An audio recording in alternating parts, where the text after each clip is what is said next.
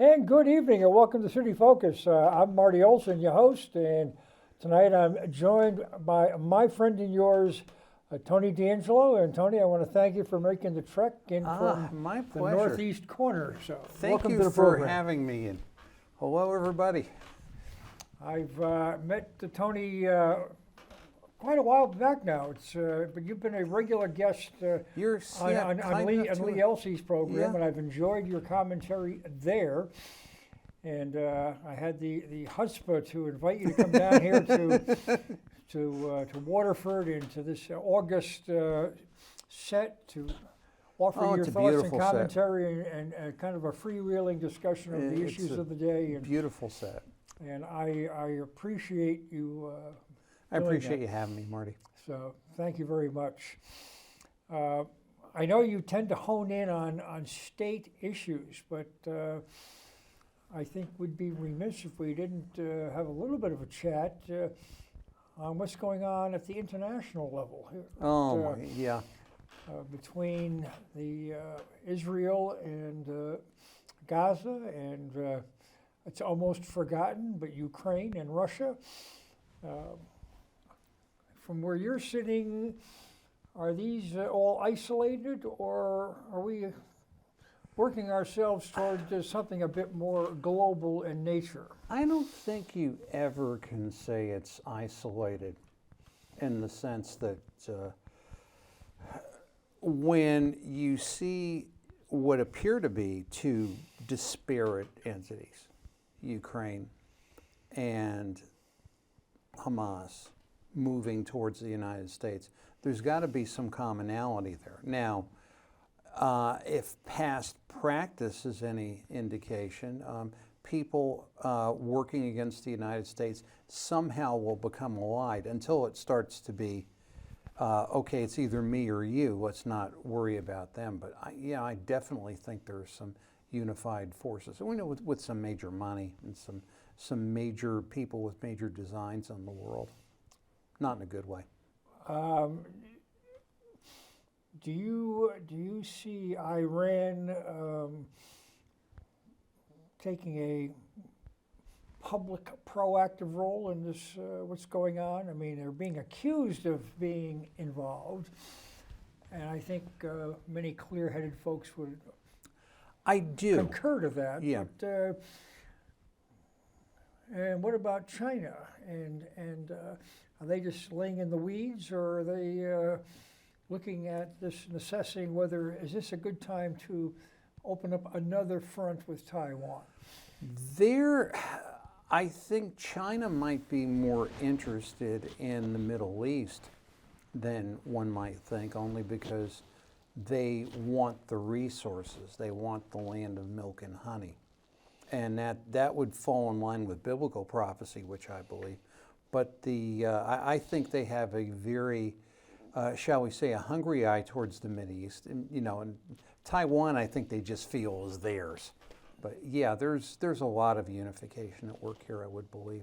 And of course, the Biden administration, with its like zero foreign policy, first you hand the money, then you don't hand the money, then it's like, oh, it's not going to go over, and then it's, well, we want to work with you and somehow appease you, Iran, and it's just, I am of the belief that that type of foreign policy will never work because it's never worked before. Why is it going to work now? And work with a bunch of people who literally half the time run around like clueless adults. Yeah, well, I mean, in that part of the world, you've got history going back to biblical times of folks You sure that do. have Isaac and Ishmael. Yeah. who don't necessarily like each other. Never mind Yeah. Israel or the great Satan to the United States. And when you interject those variables into the mix, it just has that pot percolating. And I don't have a good, warm, and fuzzy feeling about this. I don't either. And I think Biden, and I think a lot of this is predicated on the fact that Biden is weak. Well, go Period. back in time. I mean, I could remember being a student in Philadelphia when Reagan took over from Carter. And how long did it take for the hostages in Iran to be released? It was a matter of a few days. It's like immediately, almost. Right. And the liberal media at the time was saying, you know, oh, well, this is just they wanted to give Carter a final slap in the face. No, they were concerned about Reagan bombing their butt. And it's like, we better, and that has always worked, where, you know, Trump said, I'm not negotiating with you, and that worked. And now it's like, well, we're going to negotiate, and all of a sudden we have problems. We're back in the 1970s. We're dependent on oil. We've got inflation. We've got domestic unrest. We've got decaying cities. It's like a very bad sequel of a war that was fought and won years ago. Years ago. 50 years ago. Yeah, exactly. Exactly. So that gives, you know, I think, you know, rational folks Yeah. reason to pause. And I worry that the current administration is vacillating and trying to play both sides against the middle. Well, And Israel, and it's a tiny country geographically as well as in terms of its population. I mean, it's the size of New Jersey with that's about it. about 9 million people. And you know, I don't think that they're just going to knuckle under. Well, they're not. I mean, they're showing a lot more restraint than they have in past years. And I think there's two reasons for that. We talked about this on Lee's show, where there is a, shall we say, a contemplated alliance between Saudi Arabia and Israel. And that was the whole reason why many people believe you started to see this conflagration happen. But that's one thing. The other thing is Benjamin Netanyahu, who I think the old Benjamin Netanyahu would have had this ready and done and over with about 8 or 9 days ago, is I don't know if it's because he himself is under potential indictment, or he's not what he, but he's showing a lot more mellowness. And I'm not saying I want to see destruction immediately happen without any kind of rhyme or reason, but I really just don't think you can negotiate with these people who frankly just want to gut your eye teeth out. Yeah. Well, Leaving that whole Saudi-Israel thing kind of, well, I just jotted down to make sure we touch on the Abraham Accords in this discussion. yes. But I think many, at least I know I was surprised at how Israel was allowed this surprise attack, as well as the United States. That were, you know, where was our professionals who are supposed to be on top of this stuff? I'm so happy you mentioned that, and this is the thing. When you work on radio, and you know, we've got these 20-minute segments, and you know, it's radio is it's the greatest medium in the whole world, but it's not all about fun. It's keeping people interested, and also making sure that the people that pay the bills want to come back and pay the bills again. I'm very sensitive to that. You know, and you know, Lee looks at me kind of like with 6 heads, but I am very sensitive to that. But that all said, one of the things that we did not have time to discuss in the segments that I wanted to is we have our intelligence, whatever they're doing, they haven't been very intelligent at all. They're great when it comes to going to the Catholic Church and domestic terrorist moms and all that. They're fantastic with that. But when it comes to, you know, seeking out terrorists and sleeper cells and finding out what could be potential, I mean, they were no great shakes before 9/11. 9/11 was a major intelligence failure on the part of, you know, our so-called. I had people related to me and people I knew working in those agencies. Believe me, it was a failure. But that all said, what happened after that was Ray Kelly, when he was the police commissioner in New York, when Rudy Giuliani was the mayor. Rudy Giuliani, maybe not a very popular guy today, but Ray Kelly reasoned to himself that whatever's happening in the Middle East will, if the Middle East sneezes, New York's going to get pneumonia. So every morning he'd have a meeting with his lead officers and say, what are they doing? And they would go over the events in the Middle East as if they were happening in New York City. Okay, this is where they would look in the Middle East if they were to attack here on the basis of what they did. They were backstepping everything. We don't backstep anything, Marty. We are, as Lee mentioned on Today's show, the person whom he spoke to, unnamed, that but for the grace of God, go we. Yeah. Well, that's a failure on our part. Totally. But also, it's a bit startling and alarming as well, is the intelligence failure in Israel. Yes. Because, they've got up until, a couple of weeks ago, a reputation, which I think is well deserved for being kind of, like an ironclad iron fist, and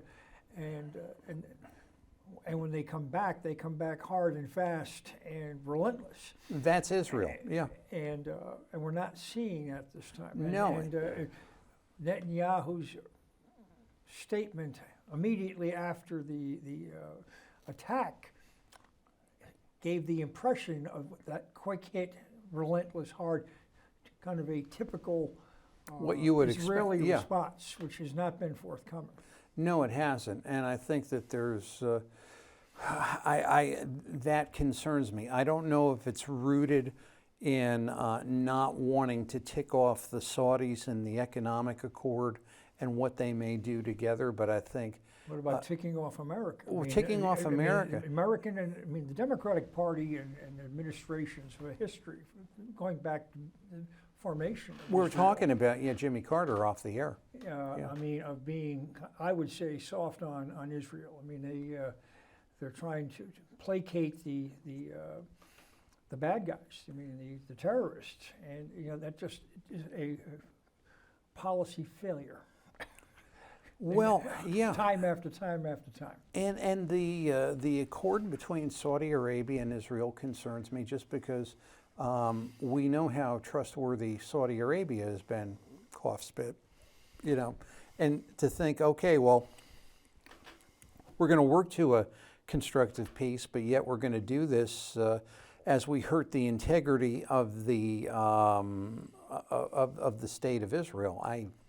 That troubles me, not being a Jewish person, but if I was a Jewish person, I'd be doubly troubled. Yeah, it's hard for me to wrap my head around this moving forward at any level without significant casualties of women, children, elderly, etc. Your basic citizens, and beyond just a warfare. And the thing that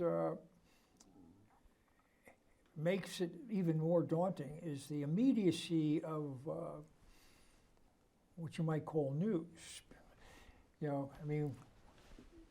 Up until Vietnam, warfare was reported in newspapers and then newsreels after the fact, and they were spliced and put together. And not only that, but you couldn't listen to your shortwave radio at night, because if the air raid warden heard that you had, he'd drag you to the hoosegow. Second time this week I've used that term.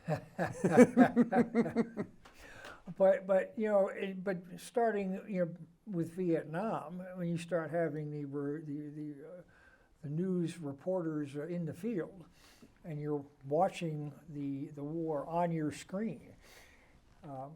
At times it seems like it's just a bad movie, bad TV, but it's happening in real time, and it's at times exceptionally ugly. It's not pleasant, and it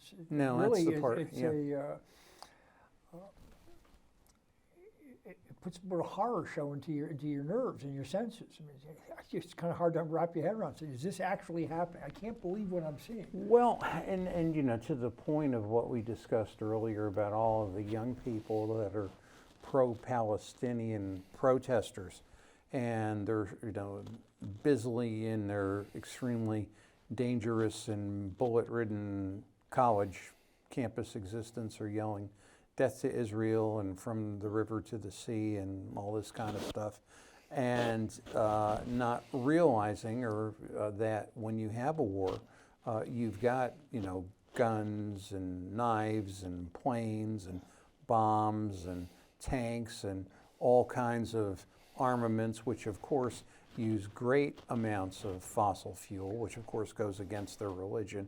And number one, it just startles me that I don't know, I can't really see the hatred. I think you have a lot of college people that are yelling about apartheid, not even really knowing what apartheid is, like so many other things. It's like when for the young people today, I don't think they even can correlate it with South Africa. Never mind. Well, yeah. And then these were the same kids that were yelling anti-Semitism at people like me who might be criticizing developers, and the same kids that would go to counseling if Ben Shapiro showed up as a guest speaker on their campus, or Charlie Kirk or somebody like that, or the very pretty young lady swimmer Riley Gaines. But now they're speaking total and complete war against the very Jewish people that they claim that everyone else was anti-Semitic against. It is the most mind-boggling mess I can find. No rationality in it whatsoever. Yeah. Well, I'm having a hard time. I'm using this term frequently this evening, but wrapping my head around is the level of anti-Semitism here in the United States. I mean, there are parts of the world where it's been, as we say, it's biblical. Yes. Going back, to the beginning of time. Right. But here in the United States, which is supposed to be the home of the land of the free and the home of the brave, and we all are a mixing pot, and we're trying to get along. But I think a lot of that is being tested with these policies of equity and separation, and where we're being identified by things as opposed to what we bring to the table. We were talking about New York City as far as earlier on, and there was the fact we were talking about Mayor John Lindsay, and the fact that we understand when he passed on close to here. I think he was in Essex Meadows, but he, out of all the cities that were rioting during the 1960s, Detroit had horrible riots, Los Angeles, Washington, D.C., Chicago, Portland, Oregon, Philadelphia, terrible. New York never had a major riot, and I think that was attributable to two things. John Lindsay was very good at relating to people where they were. He might have been horrible in other ways, but the other thing is New York always had a thing that when you got into a New York City subway train and you were going somewhere, you were no better or no worse than anyone else. You were all on the same thing, going to the same place. You ain't nobody special, and neither am I. And that was built into the consciousness of the New Yorker. We're all here making our way. We're all here doing our best to, survive, and if we do this well, we'll thrive. And but the other cities did not have that, whatever you want to call it, a layer of humbleness. Now what they're doing in New York is they're saying, he's this and you're not, and which is, talk about wreck a city in 9 easy lessons. Very, very, I find it very alarming, and I don't know, what is going to be done, or where it's going to come from, whether it's going to be from the local level, state, or national level, to kind of pull us out of a slippery slope that we were discussing over dinner. But I mean, my father fought in World War II, and I suspect I can't imagine anybody who fought in World War II could believe in the state of our country right now and the direction it's pointing. I mean, I can't imagine they felt that I fought for this. I don't believe that. I think that they would be abhorrent. Well, yeah, and at dinner we have great dinners, folks. You got to come. But the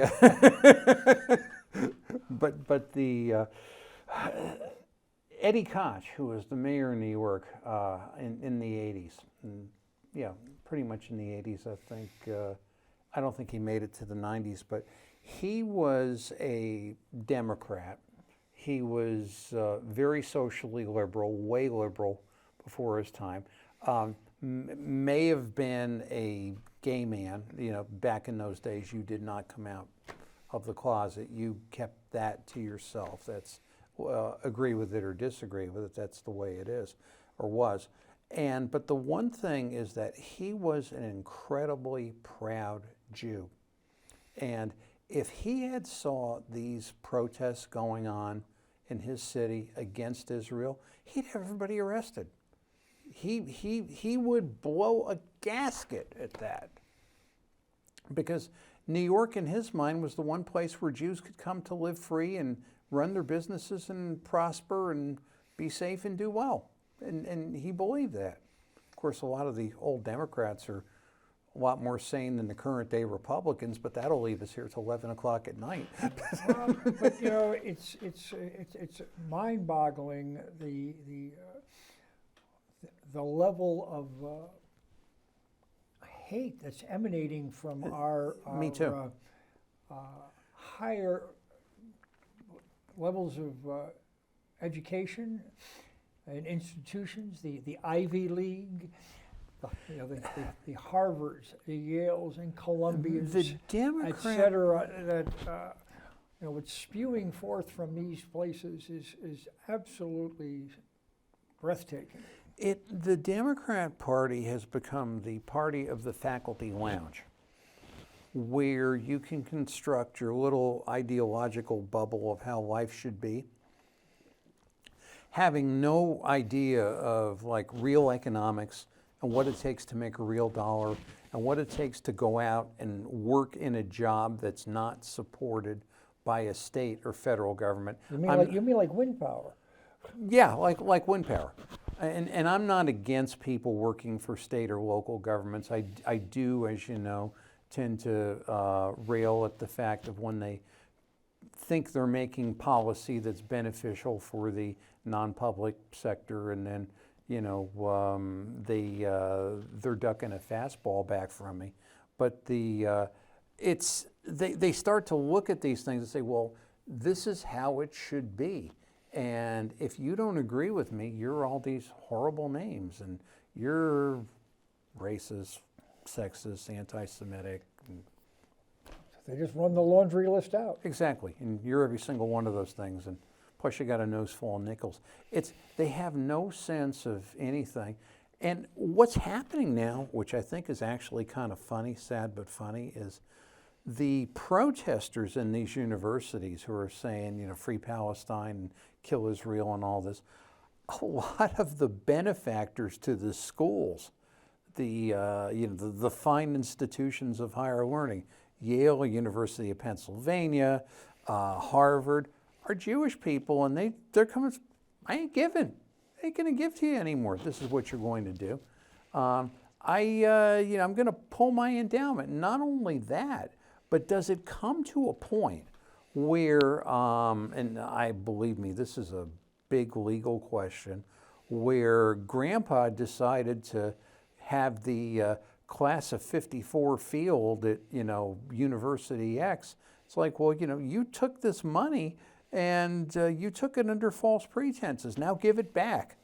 Oh boy, but they'll still chant from the river to the sea and all that, and let's do away with fossil fuels and fight a war, without them and kill all the Jewish people.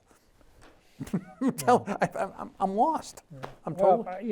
All I know is that it's every morning I'm getting up and I'm wondering, what has happened overnight? Yeah, that's right. Because I mean, what's happening in the Mideast and in Ukraine is, they're a third of a day ahead of us. So when we're getting up at 6, they were in the early afternoon. They're in their day. And what's going on over there, and what has changed, and things can move very, very quickly. And how much is America expecting Israel to? How much abuse do they expect them to take? It's a small country, so it's not just what's coming from Hamas and Gaza, but from the north side in Lebanon with Hezbollah, and they're just and Right. it just how much are they supposed to take before they unload? And you haven't heard any discussions of nuclear use. No, Yeah. not yet. And then you look at Iran, and then you look at Saudi Arabia, whom I still have difficulty. I've always had difficulty that they're this great economic partner and benefactor. So Saudi Arabia is fundamentally Arabian people that are non-Jews. So when push comes to shove, guess who they're siding with?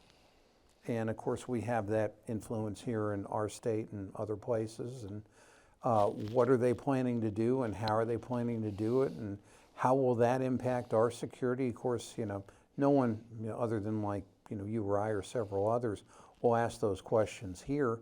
Certainly the people, close to the policy, never, ever, ever answer those questions. And, that's equally as troubling as, our intelligence being non-intelligent. Yeah. Well, politely put. And also, a lot of this stuff goes back to the Obama administration and the quote unquote Iran deal that he seemed hell bent on getting approved at any cost, including bypassing Congress, which was pretty slick.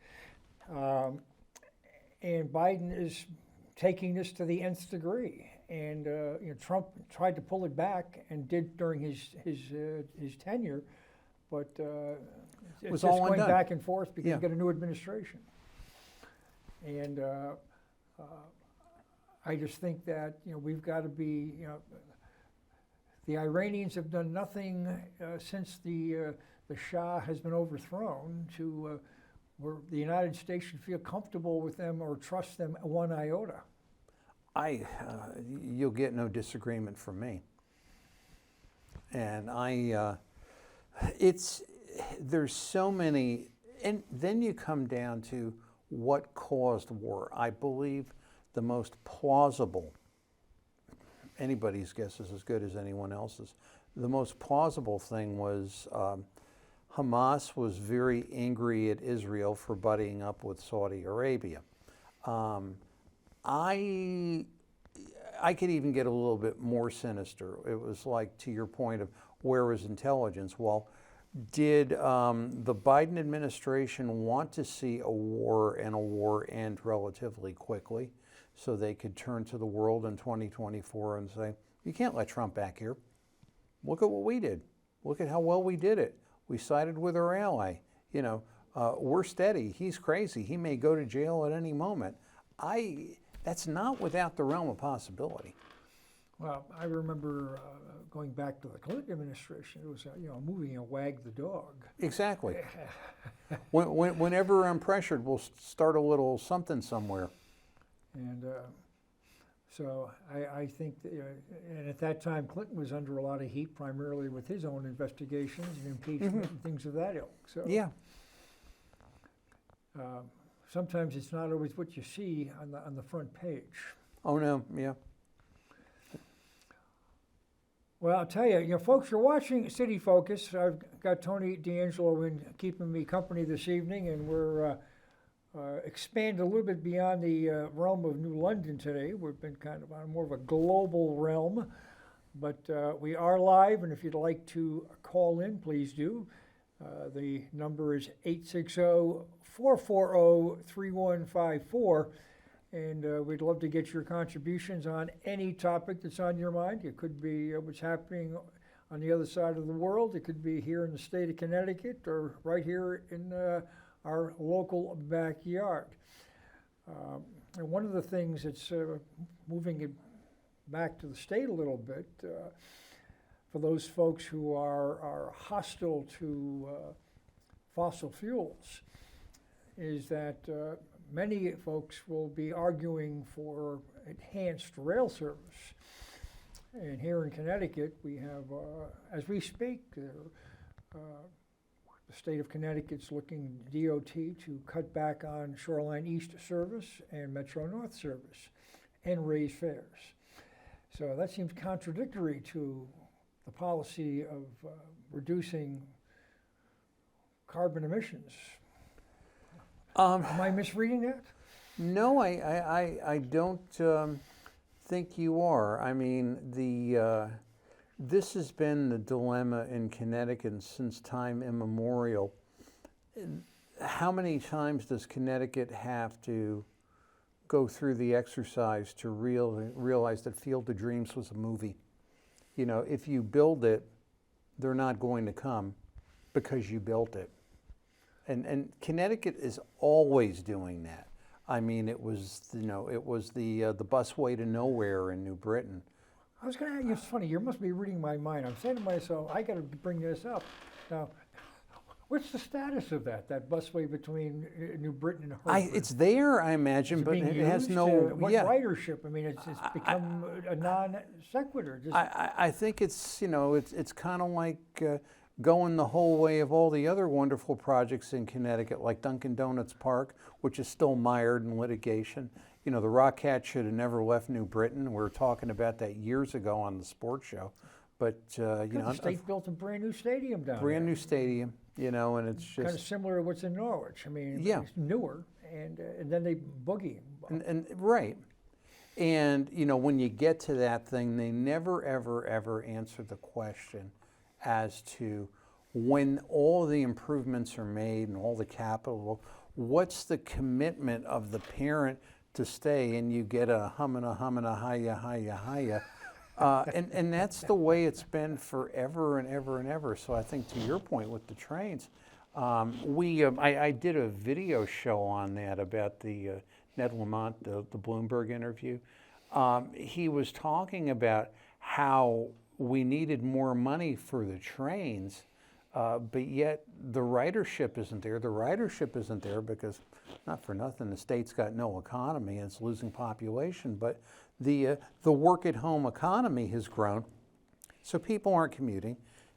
You don't need as many trains as you did. And then you've got to ask yourself, well, do I want to build the train? And if I am environmentally sensitive, how good is this to the environment? If we're going to be putting up all this track, is this going to blow out the wetlands and the wildlife and all that other kind of stuff? I mean, there never seems to be a coherent reasoning from the top down of why this is beneficial. There's always someone's desire to do something is fashioned in some wonderful thing for us all, but once you put the least bit of attention to it, it's more often than not nothing of the sort. Well, on Shoreline East, within the last year or two, I mean, they've purchased significantly a new fleet of cars. Yeah. And here they've got this new fleet of cars, and let's redo service. Yeah. Who's doing the thinking up there? Yeah, or not. Yeah, exactly. This, I mean, it's, well, another thing that would always get me, still gets me, I'm not on the highways as much as I used to be, but road construction. You know, our United States Senate is of the belief that when you throw money at the highways, this is economic development. This is, they never talk to the poor slob who's got a small business who's 4 hours late on a client or a customer. They don't care about him, but this is economic development. And California, which is the stupidest state in the world in so many things, what they do is they have Carmageddon. And in Carmageddon, they say, okay, where are we now, Marty? We're October something, 2023. May 6th through the 8th of 2024, we will have Carmageddon in Connecticut, and we will allow no one on the highways except in the most extreme and dire of emergency circumstances. All the highways are shut down for a number of days. So what do? They fix all the roads. And then, okay, everybody back on the road. Why don't we do that here? You'll get 10,000 excuses, none of them good. It's like, economic development. Well, the same amount of money and the same amount of energy is being expended in a concentrated period. And not only that, but the economic activity that you're choking off because of your stupid non-logistical logistics can flow freely and everybody can plan. But these are things that make me go Well, bonkers. you've got experience in the New Haven area, and bringing up highway work. From my limited experience utilizing the new Q Bridge, I would actually have to rate that to be a success story. I mean, I've yet to be on that where I have gotten jammed up, where that was almost like an automatic bottleneck 24/7 prior to this new construction. It is an improvement. What, in typical CTDOT fashion, what was the living liquid hell of getting into New Haven way back when was you'd go like where I was coming from west to east. On 47, you'd have to get off, and then you would have to cut across 3 lanes of traffic at high speed to get to that exit 1 where downtown or New Haven Coliseum or Church Street where our old office was. That's what you had to do. And you say, what idiot designed this? What were they possibly thinking? Somebody told me, well, the guy that designed it was killed on it, and somehow that seemed poetic justice. Not that I was rooting for the guy's demise. I was probably rooting for worse some days trying to get across that. But you know something? That whole left-hand merge thing, if you're coming from the west, they never fixed it. You're absolutely right. Going over, and that's a great improvement, but why couldn't they fix the most obvious thing that was wrong is figure out a way to get into New Haven without having to do an incredible left-hand merge across 3 lanes of speeding traffic. Now, I don't traverse into New Haven that way. I mean, I'm going from east to west. No, and there you've got a perfectly smooth merge. So, I mean, that's what I see. Yeah. But so, I mean, you opened my eyes to something I haven't observed. I mean, you can miss the whole thing and have a better life. Believe me. I do note too, though, that at quitting time, that the traffic on 91 merging onto 95, heading toward New York, still seems to bottleneck. Backs up on 91. So that has not been cured. No, it hasn't. And these are things, I don't know why the major logistical things never get dealt with to that extent. I just, especially when you've got it there to where you can deal with it. So, but what other things have got burrs up your saddle since we've moved into the state here? And I'm able to catch some, not all of your time on the radio on Tuesday mornings because I'm getting ready to go to work. So sometimes I catch a little bit more than others, but I'd love for you to share some of the topics that have been of interest to you. Due to the courtesy of the paterfamilias, Mr. Elsie, we do get the audio, which is on replay. You can hear that on my YouTube channel. Yep. And they're neat little 20-minute segments, and and people enjoy. And all I was saying this to someone. I don't want everyone to agree with me. It's nice when people do agree. I don't want them to disagree. I like for them to agree, but of course they're going to disagree. But if we're causing people to think, in this state we've always kind of looked at things in a very, I don't know what it is. It's like we've never tried something that worked well somewhere else and wanted to try it here. It's like there's been such a reluctance. So my function, I believe. Part of that, I would argue, is the fact that we're, for all intents and purposes, a one-party state, and Well, yeah. which discourages debate and discussion. Yeah. And the party leadership, in this case, the Democratic Party leadership, is calling the shots, and you got that small group of individuals, and the rank and file members toe the line, or they're short-termers. But continue. I'm sorry. Well, no. That's okay, and you raise another point, which is the most powerful people in government oftentimes are the bureaucrats, because the politicians come and go. The bureaucrats are there 25, 30, 35, 40 years, and they can kind of look at the politicians and say, well, you may say that, but you can't get rid of me, and this is how I'm going to do it. But that's in agreement with your function, with your point. That's what I want to do. Give somebody something to think about. I may have it wrong, but let's throw it out there, because I'm doing my best to address a failure. Now, be that a failure of education or the political system or the administrative state in Connecticut, I'm doing my best to do that. And my hope is that somebody will listen and say, yeah, I'm going to go, because I can't be everywhere, and other people can't be everywhere, but each person has to do what they can. That's what I'm thinking. So to your point, yesterday we talked about on the Lee Elsey show, the Digital Currency Group.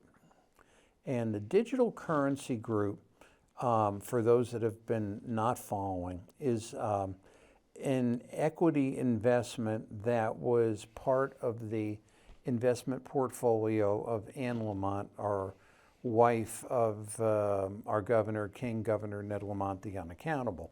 And in November of 2021, there was a big party down in Stamford. Every politician known to mankind, all running around with the helmets and things. The Digital Currency Group is going to come into Stamford and create all these jobs, and we're going to, we're now all part of this wonderful crypto economy, and Stamford's going to lead the way, and Connecticut's going to be the leader, and. And I mentioned this yesterday. I walked back in the barn where I live. I said, where did I hear Digital Currency Group? Well, turns out it was a Lamont-related equity, one which they were selling when we found out that they were still saying they owned when they were telling everybody else they didn't know. One that they were making investments in, or the Digital Currency Group was making investments in into someone else or another entity just this month. And whether that was fueled by Lamont money or not. And then when the Lamonts went to Israel in February of 2022, they were meeting there with the digital currency guy. And I don't know if that was because of the fact that Digital Currency Group was downgraded in its ratings, and the investors were getting disgruntled and they were trying to find new investors, or whatever the reason was, but there was this connection. So my thought of yesterday was the Attorney General of the state of New York, Letitia James, the one who's now out prosecuting Donald Trump, started another indictment against the Digital Currency Group, where basically, if you read it, it's a very, very good analysis of what Digital Currency Group and its affiliates did, like Gemini and Genesis. They were pretty much getting involved in smoke and mirrors, to which Connecticut's involved, the Lamonts are involved, our lovely and should be abolished Department of Economic and Community Development, which did no due diligence whatsoever. They're involved, and we're handing over taxpayer money to stake this corporation to come into Stamford. And now this company, with the crypto winter and the crash and everything, this major commitment was there, there's not going to be any great job growth. There's not going to be any leadership in anything. And this happens time and time again. That was one of the things we discussed yesterday. The other thing was I mean, this cryptocurrency. I mean, I am not. I mean, I know it exists, but I'm not familiar with it. But the little bit that I read about it, I mean, there's a high level of sketchiness to this. well, And you seem to be much more I wouldn't on call top of it than I am. But I mean, it is the intangible of intangible assets. In terms of how is it taxed? I mean, Well, it should be taxed as a financial asset or a currency. but is it? Well, I read where darn. there are high rollers that are Just skipping through the maypole. That's practically what's happening. and where you've also got wise guys that are using this form of investment to launder money. Well, sure. Well, it's like if you and I were, and others were trading financial worth using our computers and not telling anyone. Sure, why not? It will never leave us, I don't think, because the younger generation will see it for what it is. But then again, it's always going to be without any sort of regulatory body. Not that I'm a regulation freak, but you need some. Highly speculative, and what's there represented to you as a particular value does have a chance of going poof in the night. Well, but if resources are being channeled into this as opposed to into hard assets, is that productive? I think it all comes down to the end use of the assets, and a lot of times, no. A lot of times, no. And there is a, how could I put it? I've known of people who worked for cryptocurrency exchanges and companies, and they were either they separated from service, or they were laid off, or they quit because it was such a live market. I'm going to go work somewhere else, and I don't need to go find another job. 3 jobs will find me by the time I get down to the street with my box and my pencils. And just like that, the cryptocurrency market turned itself off. They go to sell their crypto shares, and the crypto shares are worthless because the underlying currency is worthless, and they receive the crypto shares via a large stock option exercise, which is taxable, and they don't have any money to pay the taxes. It's a mess. As I say, it's a mess. What do you see happening with this young fellow, this mini Bernie Madoff? He's a curious sort. He's the reason why Digital Currency Group went kerflooey, because the affiliates of Digital Currency Group, the person that owed them the money that everybody was, this is where Connecticut's just brainless, not doing any due diligence whatsoever. The people that owed these affiliates the money was SBF, Sam Bankman-Fried. And, it's like, oh, this is great. We're just going to lob taxpayer money after this. What will happen to him? He had a lot of friends in politics when he was contributing. Now, do they remember him for the wonderful contributor that he was, or are they just going to throw him to the wolves because of, how crooked he has been? I tend to think the latter, but what'll happen to him, I think, is he'll just go down in the rogues gallery of fraudsters with Bernie Madoff, with Robert Brennan of First Jersey Securities, the man who tried to securitize horse racing. That's another story. They wanted me to work for them, and I mean, they were Marty. They were selling stock in corporations to have people buy little shares of racehorses and have them run in races. And this was going to be the financial instrument of you talk about a very high capital investment in running racehorses, and not everybody wins a horse race. Only one horse wins. The others might get some throw around money. Yeah, this boy found himself in jail for some time. I think he eventually died there, and deservedly so, I think, for defrauding people. Well, I'll tell you, we're getting down to It's quick. our It ended last quickly. handful of minutes here. I'd like to lighten it up just a skosh Sure.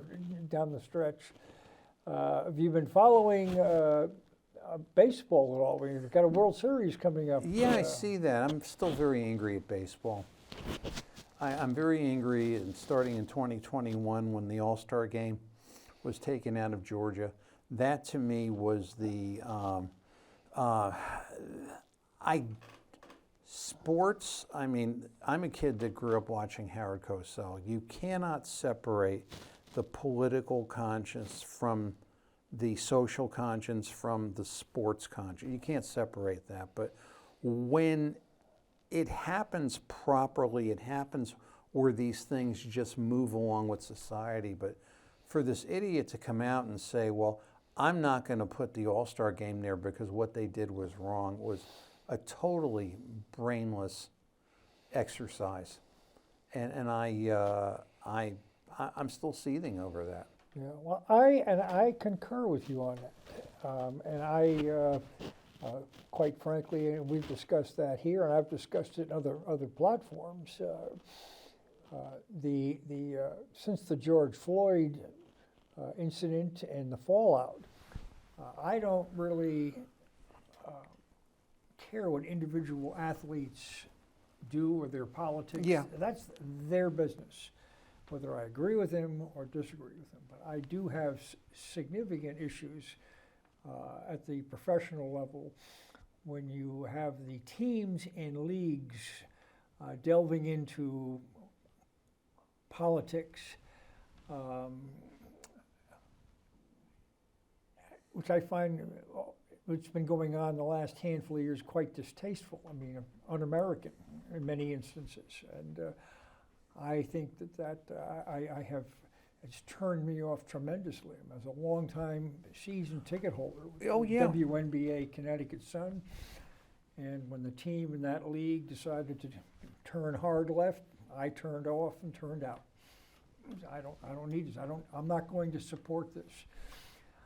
As an example. We went to sports to get away from politics. We went to sports to get away from personal problems. And now when sports creates its own personal problems and its own politics, it's like, why bother? Like, golf. You're a golfer. I've never been a golfer. I'm not anti-golf, but like somebody said to me the other day, well, if you go to play golf, you walk around on the weekend and you're cursing and fuming and becoming entirely focused on frustrations with very small objects and things not breaking the way you want to. It's like, why do that? You do that 7 days a week anyway, D'Angelo. You know, and that to me is the sports analogy. You know, it's, why do I need that junk?